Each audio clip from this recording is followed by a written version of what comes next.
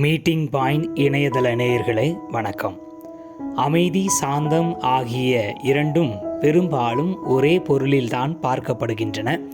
ஏறக்குறைய அதுவும் சரியாகத்தான் தோன்றுகிறது, ஆனால் சற்று முரணானது.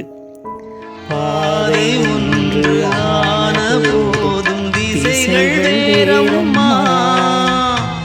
இளையராஜா பாடலை போல அமைதி, சாந்தம் இரண்டும் ஒரே பாதையில் உள்ளது, ஆனால் திசைகள் வேறு. அதாவது அமைதி புறவயப்பட்டது, சாந்தம் அகவயப்பட்டது. அமைதி என்பது வெளிப்புற சலனங்கள் இல்லாத சூழலில் ஒருவர் அனுபவிக்கும் மனநிலை.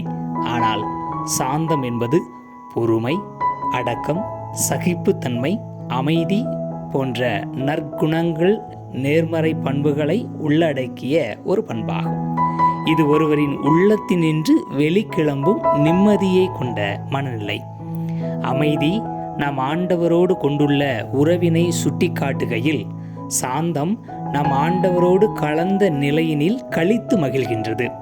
சாந்தமுடையோர் நாட்டை உரிமையாக்கி கொள்ளும்போது அமைதியை ஏற்படுத்தும் கடவுளின் மக்கள் அதில் வாழ்வர். அமைதி என்பது வார்த்தையானால், சாந்தம் என்பது உள்ளத்தின் நிறைவாகும். ஏனென்றால் உள்ளத்தின் நிறைவையே வாய் பேசும்.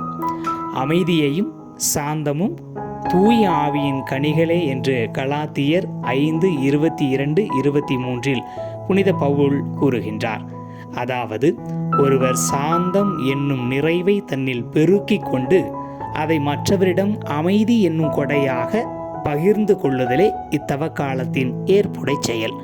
பலர் சாந்தமாக இருத்தலோடு நிறுத்தி கொள்கின்றனர். நான் நல்லவனாக இருக்கிறேன், நிறைவாக இருக்கிறேன், அது போதும். நம்ம யாரு வம்புக்கும் போகலை, தும்புக்கும் போகலை, நான் உண்டு, என் வேலை உண்டு இருக்கிறேன் என்று சொல்லும்படியான வாழ்க்கை உண்மையான சாந்தமுடையோர் வாழ்க்கை அல்ல. ஒருவருக்குள் இருக்கும் சாந்தம் மற்றவருக்கு அமைதியாக இருக்க வேண்டும். ஏனென்றால் அமைதி என்பது வெளியிலிருந்து ஒருவருக்கு கிடைக்கும் நிம்மதி. எனவே சாந்தமுடையோர் அமைதியை கண்டுகொள்ள முடியா மனிதரின் வாழ்விற்கு அமைதியை அளிப்பவராக இருக்க வேண்டும்.